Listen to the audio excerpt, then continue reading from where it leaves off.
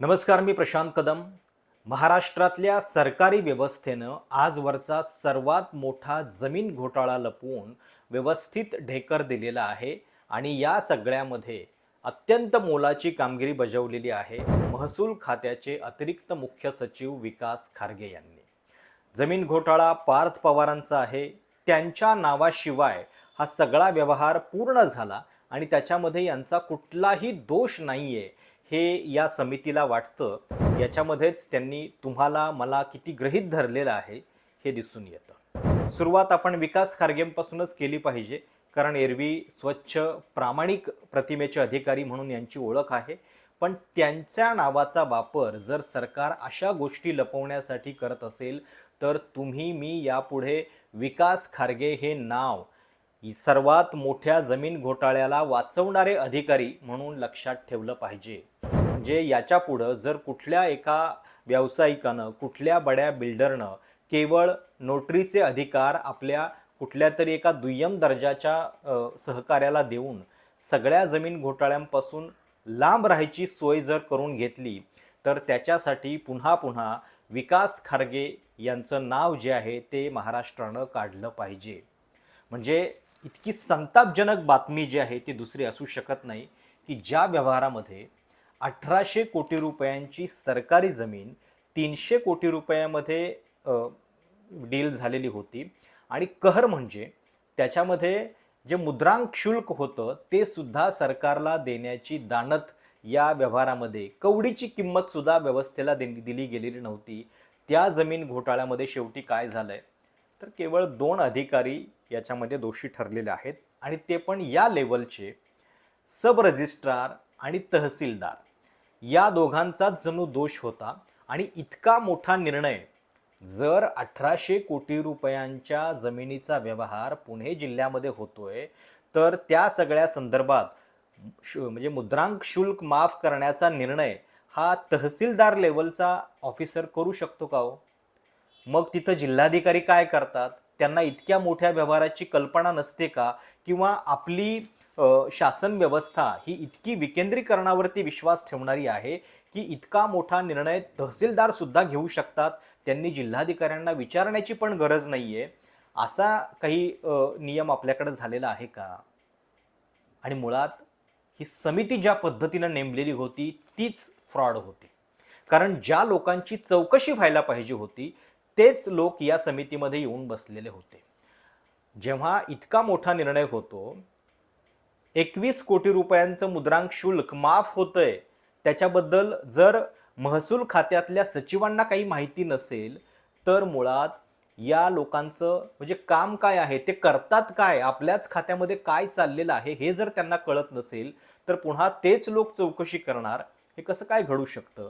आणि खारगे समिती नेमली गेली त्याच्यामध्ये स्वतः पुण्याचे जिल्हाधिकारी पण त्याच्यामध्ये समाविष्ट होते. म्हणजे ज्या जिल्हाधिकाऱ्यांना खरं तर जाब विचारायला पाहिजे होता की तुमच्या क्षेत्रामध्ये इतका मोठा व्यवहार होतो, मुद्रांक शुल्क माफ होतं, तुम्हाला याची कल्पना नव्हती का, तुम्ही काय करत होतात, हे प्रतिप्रश्न विचारण्याऐवजी त्यांनाच उलट न्यायदानाच्या खुर्चीवरती बसवलं गेलेलं होतं. म्हणजे या समितीसारखी दुसरी कुठली धुळफेक जी आहे ती असू शकत नाही आणि ती होतीये याचं कारण जनता निर्ढावलेली आहे. जनतेला काही पडलेलं नाहीये, जनतेला या सगळ्या लोकांनी गृहीत धरलेलं आहे. जवळपास 3 महिन्यानंतर या विकास खारगे समितीचा अहवाल आलेला आहे आणि त्याच्यामध्ये पार्थ पवार जे अमेडिया कंपनीचे सर्वात मोठे डायरेक्टर आहेत, सर्वात मोठे स्टेक असलेले डायरेक्टर आहेत, ज्याच्यामध्ये त्यांची स्वतःची भागीदारी त्या दिग्विजय पाटलांच्या पेक्षा सुद्धा जास्त आहे, त्या पार्थ पवारांचा याच्यामध्ये कसलाही रोल नाहीये ही कमिटी सांगतेय. आणि त्याच्यामुळं इतक्या मोठ्या जमीन घोटाळ्यामधून आता पार्थ पवार मोकळे सुटणार आहेत. मुंडव्यामधली ही जमीन जी आहे ती बॉटॅनिकल सर्वे ऑफ इंडिया यांची होती, BSIची. म्हणजे केंद्र सरकारच्या मालकीची जमीन जी त्यांना भाडे तत्वावर 2038 पर्यंत देण्यात आलेली आहे, त्या जमिनीची मालकी घेण्याची हिम्मत, त्या जमिनीचा व्यवहार करण्याची हिम्मत शीतल तेजवानी पार्थ पवार यांची कंपनी करते. याच्यामध्ये मुद्रांक शुल्क सुद्धा ते देत नाहीत आणि इतकं मोठं गैरकृत्य केल्यानंतर सुद्धा शिक्षा कोणाला होतीये तर केवळ सब रजिस्ट्रार तारू आणि तहसीलदार सूर्यकांत येवले. म्हणजे 1000 पानांचा हा अहवाल आहे आणि त्याच्यामध्ये काय झालेलं आहे तर मुद्रांक शुल्क नियमानुसार व्यवहार करणारा जबाबदार असतो. अमेडिया कंपनीनं हा व्यवहार केलेला असला तरी पार्थ पवारांची त्याच्यावर स्वाक्षरी नाही, म्हणजे एखाद्याची केवळ स्वाक्षरी नाहीये त्या व्यवहारावरती, म्हणून तो दोषी नाही, असा अजब निष्कर्ष या खारगे समितीनं काढलेला आहे. महाराष्ट्राच्या भविष्यामध्ये पुन्हा पुन्हा मी सांगतोय की उद्या जर अशा पद्धतीचे घोटाळे होऊ लागले की एखाद्या कंपनीचा डायरेक्टर केवळ पॉवर ऑफ अटर्नी एखाद्या व्यक्तीला देतोय आणि त्याच्या नावाने व्यवहार होतोय आणि तो व्यक्ती नामानिराळा राहतोय, तर याला खारगे फॉर्म्युला म्हणून आपण आता लक्षात ठेवलं पाहिजे. कारण इतकी मोठी मोकळीक जर ही समिती देत असेल तर. पुढं असं म्हटलंय, पार्थ हे अमेडिया कंपनीचे भागीदार असले तरी त्यांचा मुंडव्याच्या जमीन खरेदीमध्ये थेट संबंध येत नाही. परिणामी चौकशी समितीनं पार्थ पवार यांना अभय दिलेलं आहे. फक्त एवढंच म्हटलेलं आहे की अमेडिया कंपनीच्या वतीनं व्यवहार करणाऱ्यांच्या विरोधात फौजदारी कारवाई करण्याची शिफारस करण्यात आलेली आहे. म्हणजे बघा, जर हा व्यवहार होतोय तर उपमुख्यमंत्री तत्कालीन दिवंगत नेते अजित पवार यांचा मुलगा आहे म्हणून तर या सगळ्या गोष्टी होत होत्या. म्हणजे ज्या व्यक्तीचं नाव या सगळ्या घोटाळ्यामध्ये वापरलं जात होतं, ज्याच्या नावाचा वापर करून सगळी यंत्रणा वापरली जात होती, तो या व्यवहारामध्ये दोषी नाही, हे या खारगे समितीनं आपल्याला सांगितलेलं आहे. आणि याच्यामध्ये दोष कोणाचा आहे तर केवळ सब रजिस्ट्रार तारू आणि तहसीलदार सूर्यकांत येवले यांचा. म्हणजे या तहसीलदारांना मुळात हा व्यवहार करण्यासाठी वरिष्ठांची कुठली परवानगी घ्यावी लागली नाही का? वरिष्ठांना कुठलाही म्हणजे पत्रव्यवहार न करता त्यांनी हा सगळा व्यवहार केलेला होता का? आणि तसं जर असेल तर मग वरिष्ठ अंधारात कसे होते, हा प्रश्न इथं विचारला पाहिजे.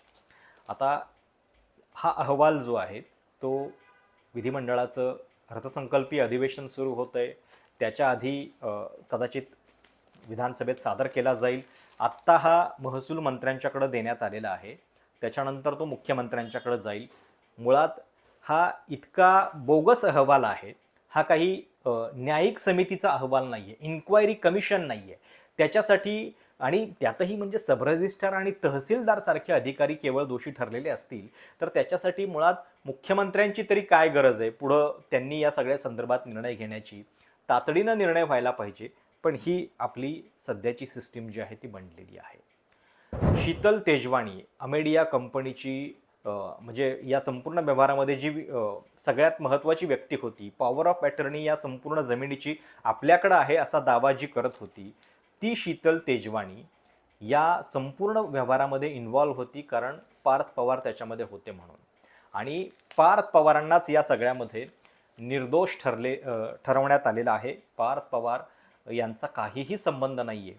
जणू त्यांची कंपनी असली तरी केवळ आणि केवळ त्यांच्या नावाचा गैरवापर झाला म्हणून कदाचित इतक्या सहानुभूतीनं ही समिती जी आहे ती त्यांना निर्दोष ठरवते आहे. आता एवढंच जर असेल तर खरोखर पार्थ पवार यांनी या खारगे समितीचे आभार मानले पाहिजेत आणि या समितीच्या अहवालाचा वापर करून त्यांच्या नावाचा उगीचच गैरवापर झाला, त्यांची बदनामी झाली असं म्हणत खरं तर त्यांनी आता उलटे खटले दाखल करायला पण हरकत नाही आहे. असा अजब अहवाल जो आहे तो या समितीनं दिलेला आहे. अजून एक महत्त्वाची गोष्ट, हा सब रजिस्ट्रार आणि तहसीलदार यांच्यावरती जी कारवाई करण्यात आलेली आहे ती घटनेच्या कलम 311 अन्वये करण्यात आलेली आहे. म्हणजे फार रेअरेस्ट ऑफ रेअर केसमध्ये ते वापरलं जातं. जेव्हा एखादं देशविघातक कृत्य, राजद्रोहाचं कृत्य एखाद्या ऑफिसरकडनं घडतं तेव्हा त्याची कुठलीही चौकशी न करता थेट बडतर्फीची कारवाई केली जाते आणि ते कलम याच्यामध्ये वापरण्यात आलेलं आहे.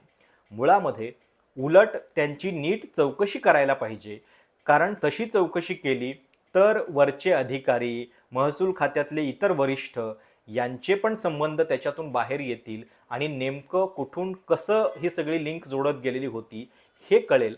पण कदाचित हे होऊच द्यायचं नाही आहे, म्हणून थेटपणे या दोघांच्यावरती, तहसीलदार आणि सब रजिस्ट्रारवरती थेट बडतर्फीची कारवाई जी आहे ती करावी अशी शिफारस करण्यात आलेली आहे. आता मुख्यमंत्री या संदर्भातला अंतिम निर्णय घेणार आहेत. पार्थ पवार साहजिक आहे की अजित पवारांच्या जाण्यामुळं आता एक सहानुभूतीचं वातावरण आहे आणि त्याच वातावरणामध्ये या समितीचा हा रिपोर्ट आलेला आहे. पण ही अशी सहानुभूती आपण पार्थ पवार यांना देऊ शकत नाही. महाराष्ट्राच्या जनतेचा हा विश्वासघात आहे आणि जनतेचे पैसे बुडवून जर नेते असे व्यवहार करत असतील तर त्यांना दोषी न धरता केवळ अधिकाऱ्यांच्यावरती आणि ते देखील इतक्या छोट्या अधिकाऱ्यांच्यावरती खापर फोडणारे विकास खारगे हे यापुढे महाराष्ट्रानं स्वच्छ प्रतिमेचे अधिकारी म्हणून नव्हे तर हा एक नवीन फॉर्म्युला भ्रष्टाचारासाठी सेट करणारे अधिकारी म्हणून लक्षात ठेवले पाहिजेत. म्हणजे आपल्याकडं अनेक महत्त्वाचे अधिकारी त्यांच्या वेगवेगळ्या कामांनुसार त्यांच्या समित्यांच्यानुसार ओळखले जातात. काही प्रशासकीय अहवाल प्रशासकीय सुधारणा ज्या झाल्या त्याच्यासाठी काही अधिकारी ओळखले गेलेले आहेत. पण अशा अधिकाऱ्यांचा वापर स्वच्छ प्रतिमेच्या जर नेते आपल्या फायद्यासाठी करू लागले तर आपण पहिल्यांदा त्या अधिकाऱ्यांना सुद्धा प्रश्न विचारले पाहिजेत. त्यांना दोषी ठरवलं पाहिजे.